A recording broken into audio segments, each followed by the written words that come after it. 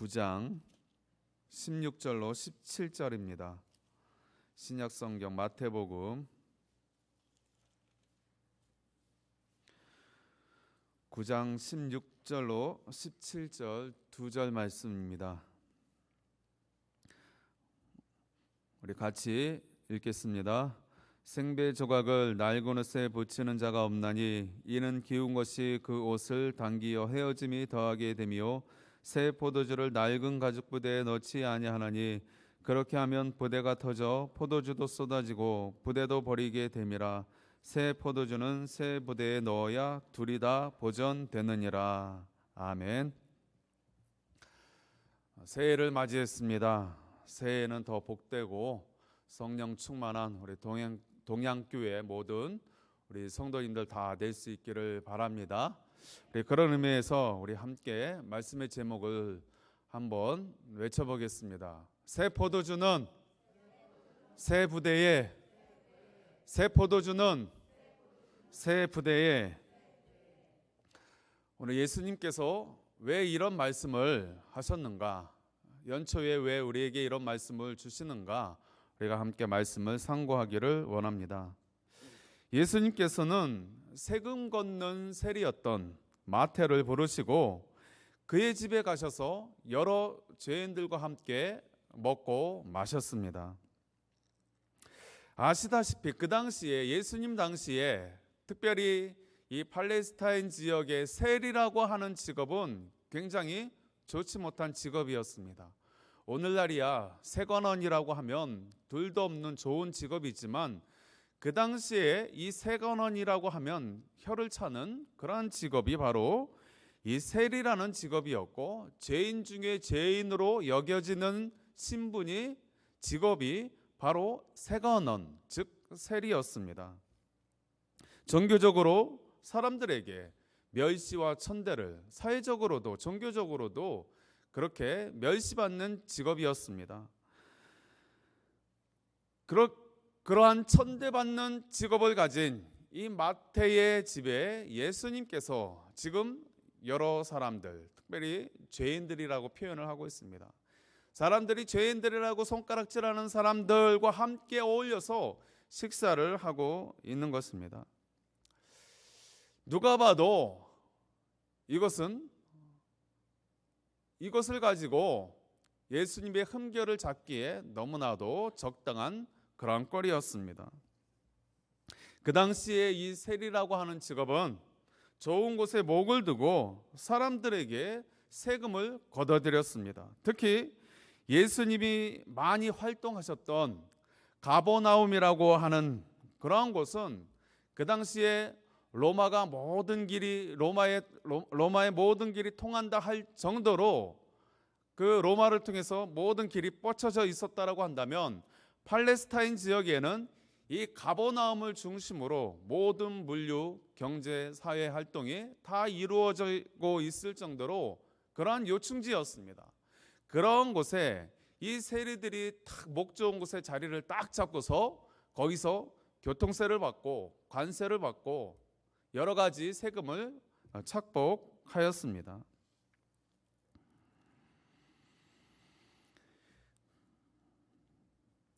그런 모습 가운데에 그 당시에 로마의 식민지였던 이 유대인들은 이 세관원에 대해서 많은 그런 불만을 가지고 있었던 것입니다.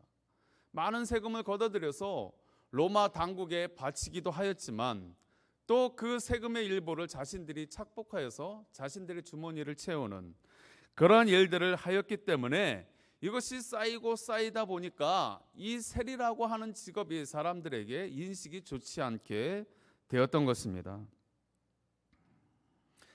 마태 한 사람이 아무리 청렴결백하게 자기는 깨끗하게 자신의 직업의 소임을 다했다 하더라도 마태 한 사람을 가지고 세관원은 좋은 직업이야 라고 사람들이 인식하기에 역부족이었던 사회적인 배경을 가지고 있는 것입니다. 그런데 그 집에, 마태의 집에, 세리 마태의 집에 예수님이 들어가신 것입니다. 그때 마침 예수님에 대해서 지금 그 유다 사이에 센세이션을 일으키는 이 예수님에 대해서 어떻게 하면 그 꼬투리를 잡을 수 있을까? 저 유대교의 이단아와 같은 이상한 사상을 사람들에게 주입하는, 백성들에게 주입하는 저 이단아 예수를 어떻게 처단할까? 꼬투리를 잡으려고 하고 있는 이 바리새인들에게 아주 좋은 거리가 되었던 것입니다. 아니, 어떻게 자기가 메시아라고 하면서 죄인들과 같이 식사를 한단 말인가? 자신들이 가지고 있던 유대 정통과 또 율법에 익숙해 있던 이 바리새인들에게는 절대 있어서는 안 될 그러한 일인 것이었습니다. 적어도 그가 정말 메시아고 우리의 왕이 되려면 깨끗한 사람과 같이 해야지, 적어도 우리와 같은 사람들과 함께 해야지, 어떻게 사람들에게 손가락질 당하는 저 세리의 집에, 그것도 여러 죄인들과 같이 먹고 마실 수 있는가? 이것이 그들의 생각이었습니다. 이런 관점에서 바리새인들은 예수님의 그 행적을 도무지 이해할 수 없었습니다. 그러할 때에 예수님이 이러한 말씀을 하고 있는 것입니다. 건강한 자에게는 의사가 쓸데없고 병든 자엘에게라야 쓸데있느니라. 또 말씀하시기를 나는 자칭 의인이라 하는 자 때문에 온 것이 아니라 죄인들 때문에 왔다라고 그렇게 소개를 하고 있는 것입니다. 바리새인들의 공격은 예수님의 이 말씀 가운데서라도 계속해서 공격을 하고 있습니다. 이번에는 금욕적인 삶을 사는 세례 요한의 제자들이 예수님께 묻기 시작합니다. 우리와 바리새인들은 금식하는데 어찌하여 당신의 제자들은 금식하지 않습니까? 이렇게 금식에 대해서 또 꼬투리를 잡고 있습니다.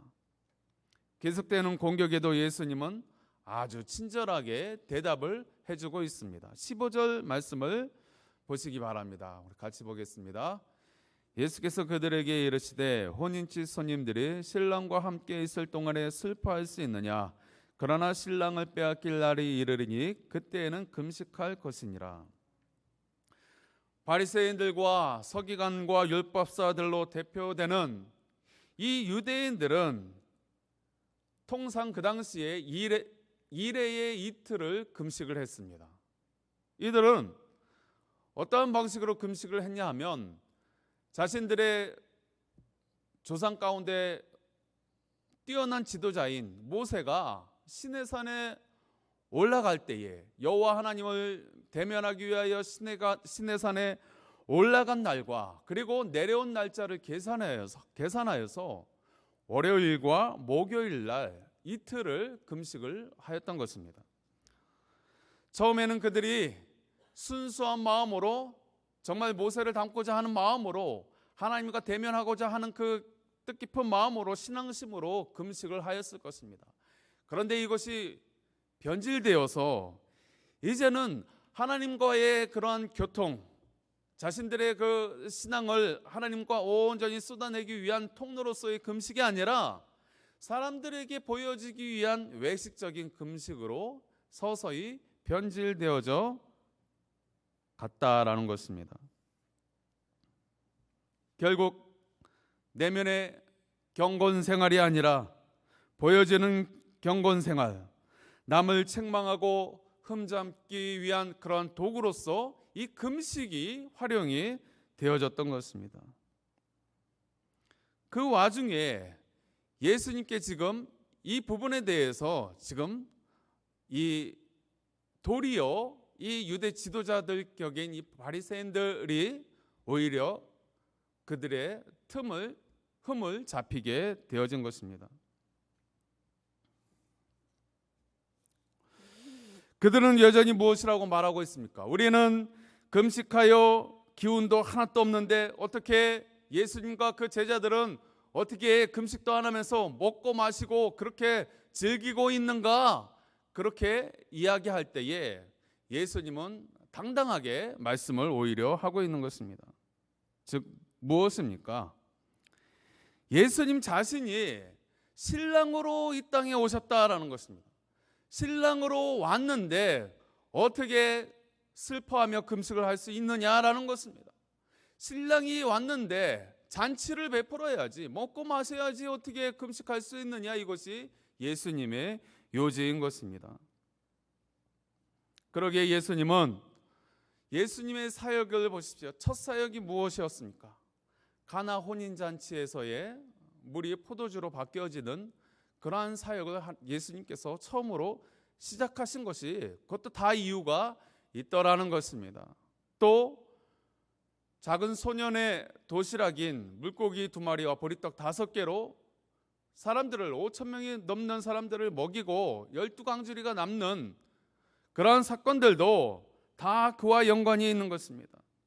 그것뿐만 아니라 예수님은 마지막 만찬, 즉 십자가에 달려 돌아가시기 그 전까지도 제자들과 함께 식사를 곁들이면서 만찬을 하였던 것은 바로 자신이 이 땅에 죄인으로 온 것도 아니고 신랑으로 왔다라는 것을 보여주는 것입니다. 그런데 어떻게 금식하면서 슬퍼할 수 있느냐, 이것이 예수님의 논리인 것입니다. 이처럼 계속되는 유대 정통주의자들의 공격 가운데에 예수님은 그 말씀으로, 하나님의 말씀으로 대처하셨습니다. 그러면서 오늘 본문의 말씀 가운데에 2가지 비유의 말씀을 하고 계시지만 이것은 같은 비유의 말씀인 것입니다. 첫 번째는 무엇입니까? 생배 조각과 낡은 옷에 관한 비유인 것입니다. 16절을 먼저 보겠습니다. 생배 조각을 낡은 옷에 붙이는 자가 없나니 이는 기운 것이 그 옷을 당기어 헤어짐이 더하게 됨이요. 여기서 말하는 이 생배 조각이라고 하는 것은 새 천을 말하고 있습니다. 한 번도 쓰지 않는 천 조각을 말하고 있습니다. 그 새 천 조각에는 그것이 새 것이기 때문에 탄력성이 없는 낡은 옷에 그것을 붙이게 되어지면, 기우게 되면 그 생배 조각도 버리고 그 기존의 낡은 옷도 버리게 되어진다라는 것입니다. 새 천은 탄력성이 있어서 그것이 늘어났다 오므려졌다 하는데 낡은 옷은 탄력성이 없기 때문에 거기에 같이 붙여버리면 둘 다 버리게 된다라는 것입니다.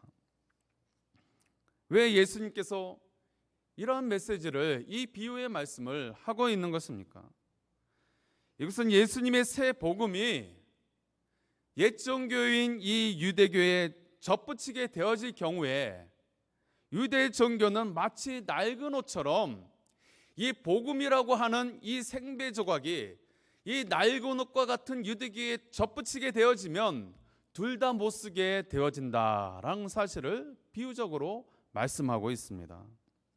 다시 말해서 이 바리새인들의 교리는 많은 금식, 금욕주의적인 그러한 의식들을 요구하고 있었습니다.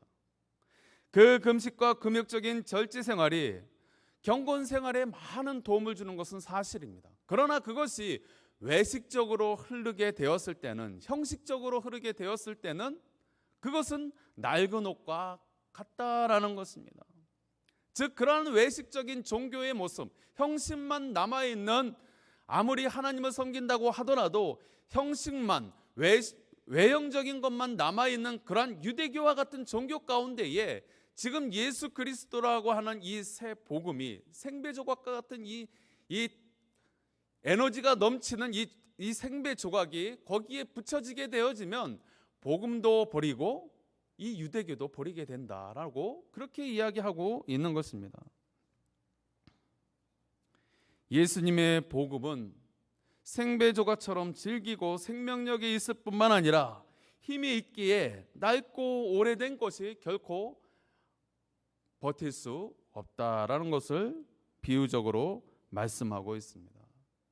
그래서 생배 조각을 붙이려면 새 옷을 준비해야 한다라는 것입니다. 사랑하는 성도 여러분, 새해가 밝았습니다. 우리가 아직도 2019년이라고 하는 헌 옷을 그대로 입고 우리가 복음을 계속해서 접한다고 한다면 오늘 말씀과 같이 둘 다 버릴 수 있다라는 것입니다. 오히려 복음이 변질될 수 있다라는 것을 말씀하고 있습니다. 여러분, 새 옷을 입으시기 바랍니다. 저와 여러분이 우리의 누더기와 같은 이 신앙생활 가운데에 죄악으로 또 우리의 낡은 관습으로 내 아집으로 고집으로 누더기가 된 우리의 이러한 신앙의 옷을 정결하게 하시고 새롭게 하셔서 새 옷으로 갈아입으셔서 우리가 다시 계속해서 받는 주의 복음의 이 말씀이 접붙여질 때에 둘 다 살아나는 그러한 역사가 있게 되기를 간절히 소망합니다. 두 번째로 같은 말씀을 또 하고 있습니다. 새 포도주와 낡은 가죽 부대의 비유입니다. 우리 17절 말씀입니다. 다시 한번 보겠습니다. 새 포도주를 낡은 가죽 부대에 넣지 아니하나니 그렇게 하면 부대가 터져 포도주도 쏟아지고 부대도 버리게 됨이라. 새 포도주는 새 부대에 넣어야 둘 다 보존되느니라. 여기서 이 가죽 부대라고 하는 것은 양이나 염소 등의 가죽을 통째로 벗겨내서 목 부분만을 제외하고 나머지 부분은 촘촘하게 기워가지고 그것을 그 안에다가 여러 액체를 담는 그릇으로 사용하는 부대 자루를 말하는 것입니다. 지금도 그 중앙아시아 지방에 가면 양이나 염소를 그 가죽을 통째로 벗겨가지고 그것을 뒤집어서 그것을 기워서 그 안에 액체들을 담을 때 유용하게 사용하는 것을 아마 TV를 통해서 보신 적이 있을 것입니다. 그런데 그 가죽은 탄력성이 있어서 이게 만약에 그 안에 이 발효되는 그런 액체를 넣게 되어지면 부풀어 오른다라는 것입니다. 그런데 그 가죽이 오래되어져 가지고 탄력성이 떨어지면 어떻습니까?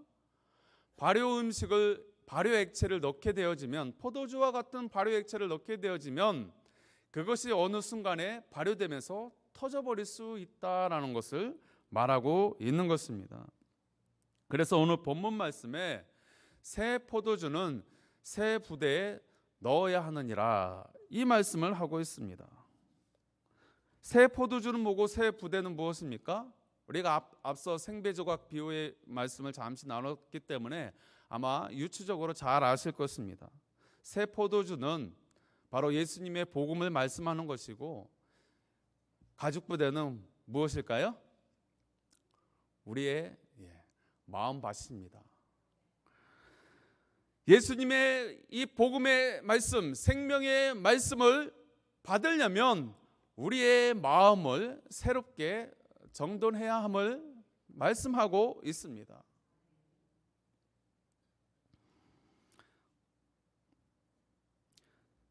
새 부대는 우리의 마음밭을 빗대어 하고 있는 말씀인 것입니다. 그러기에 예수님의 말씀은 잘 기경된 밭과 같이 잘 받아들일 수 있는 우리의 마음을 빗대어서 하신 말씀인 줄로 믿습니다. 그러기에 예수님의 말씀은 잘 기경된 밭과 같이 잘 받아들일 수 있는 우리의 마음밭에 뿌려져야 한다라는 것입니다. 새해가 되었음에도 우리의 마음이 여전히 딱딱하게 굳어져 있는 그런 상황이라고 한다면 그 복음이 뿌려졌을 때에 그 복음이 씨앗을 발화할 수 없고 자라날 수 없고 그것이 열매 맺을 수 없음을 이야기하고 있습니다. 지난주에도 잠시 나누었지만 밭이라고 하는 것은 가만히 놔두면 가만히 있는 것이 아니라 황폐화되는 것입니다. 마찬가지로 우리의 마음이라고 하는 것은 가만히 놔두면 그대로 그 마음밭이 부드러운 마음으로 가만히 있는 것이 아니라 이 마음이 어떻게 되어질까요? 황폐하게 되어져 있는 것입니다. 사단이 우리의 마음을 빼앗아가는 것입니다.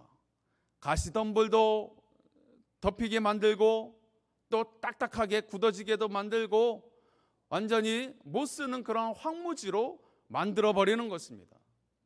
그래서 오늘 말씀에 새 포도주는 새 부대에 넣어야 한다. 너희가 이 예수님의 새 복음, 예수님의 이 생명의 말씀을 받으려면 너희의 마음을 갈아엎어라. 다시 옥토로 바꾸어라. 그래야 복음이 들어갈 때에 그 복음이 심겨져서 그것이 자라나게 되어지고 그것이 잎사귀를 내고 꽃을 피고 마침내 열매를 맺게 되어질 때 30배, 60배, 100배의 결실을 맺게 되어진다. 그래서 새 포도주는 새 부대에 넣어야 한다. 나의 이 복음은 너희의 잘 옥토와 같이 기경된 그 마음의 밭에 뿌려질 때에 이 복음이 생명력 있게 움직이게 되어지고 마침내 열매를 맺게 되어진다라는 것을 예수님이 이 비유의 말씀으로 하고 있는 것입니다. 호세아 10장 12절의 말씀에 이런 말씀이 있습니다. 같이 한번 보겠습니다. 너희가 자기를 위하여 의를 심고 국류를 거두라. 지금이 곧 여호와를 찾을 때니 너희 묵은 땅을 기경하라.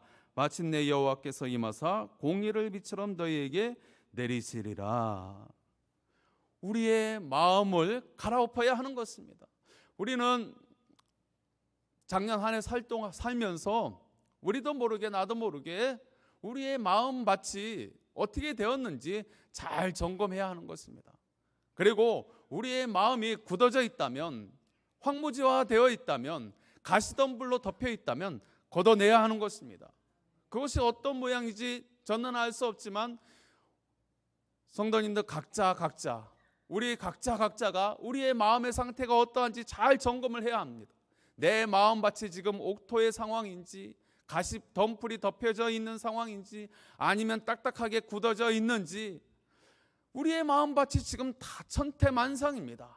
그러한 가운데 우리의 마음을 잘 점검하고 오늘 호세아서에 있는 말씀과 같이 묵어 있다라면, 굳어져 있다면 갈아엎어야 하는 것입니다. 가시덤불이 덮쳐져 있다면 그것을 걷어내야 하는 것이고, 잡초가 무성하게 자라나 있다면 그 잡초를 뽑아내라는 것입니다. 그러면은 여호와께서 임하사, 여호와께서 찾아오셔서 공의로 비처럼 내려주신다. 주의 복음의 말씀을, 생명의 말씀을 다시금 부어주셔서 열매 맺는 신앙생활을 할 수 있도록 도와주신다라고 그렇게 약속을 하고 있는 것입니다. 사랑하는 성도 여러분, 공이 있습니다. 공. 그 선수들이 쓰는 공이나 아이들이 가지고 노는 그 공도 딱딱하게 오래된 그 굳은 공은요 잘 나가지 않습니다. 아무리 차도 잘 나가지도 않고 그렇게 재미도 없습니다. 새 공은 어떻습니까? 굉장히 탄력성이 있습니다. 잘 나갑니다. 마치 그와 같이 우리의 마음밭이 그래야 한다라는 것을 보여주고 있습니다. 또 어떻습니까? 얼마 전에 TV를 보니까 이 대검을 만드는, 무려 25대째 그 일본에서 검을 만드는 그 장인을 소개하는 프로를 하더라고요. 그거를 보니까 이 검을 만들 때요, 그 검을 어떻게 만드냐 봤더니 이 겉에 철은 강철을 쓰고요, 안에 철은 부드러운 연철을 쓰더라는 것입니다. 그래서 그것을 당근질을 하고 두들기고 그렇게 해서 하나의 이 대검을 이 장인의 손에서 탄생하게 되는 것을 보았습니다. 여러분, 골프공 있지 않습니까? 골프공. 겉은 딱딱한데 안에는 부드러운 공이 들어 있습니다. 그래서 이 골프공을 칠 때에 멀리 날아갈 수 있는 것입니다. 만약에 그게 안가박에 다 딱딱하거나 안가박이 아니면 물렁하거나 이래 돼 버리면 골프공이 멀리 날아갈 수 없겠죠. 마치 그것처럼 장인의 손에 만들어진 그 대검처럼, 그리고 골프공처럼 저와 여러분들의 신앙이 멀리 저 천국까지 쫙쫙 뻗어 나갈 수 있으려면 우리가 신앙생활의 태도가 그러해야 한다라는 것입니다. 우리가 말씀을 대할 때에, 그리고 우리가 그 말씀을 통해서 우리가 신앙생활을 할 때에 우리의 겉모습은 강직해야 합니다. 그러나 그 마음은 부드러워야 하는 것입니다. 모든 것을 다 수용할 수 있을 것처럼, 바다처럼 여겨지는 그러한 부드러운 마음이 우리 가운데 있어야 하고, 그리고 죄에 대해서는, 악에 대해서는 단호하게 대처할 수 있는 그런 강직한 모습도 갖추어야 하는 것입니다. 영적인 무장이 탁 되어 있고 그 안에는 부드러운 마음을 가지고 있을 때에 멀리 날아갈 수 있고, 그리고 대검처럼 상대의 적과 싸울 때에 부러지지 아니하고 맞서 싸울 수 있는 것입니다. 사랑하는 성도 여러분, 2019년이 어떠했든지 우리가 다 지나간 것은 묻어두고 새해에 우리가 신앙생활 할 때 오늘 말씀에 있는 것 같이 새 포도주는 새 부대에 넣으라 말씀하셨으니 우리가 이 말씀을 받고 다시 한번 새 출발할 수 있는 저와 여러분들 될 수 있기를 소망합니다. 하나님 아버지,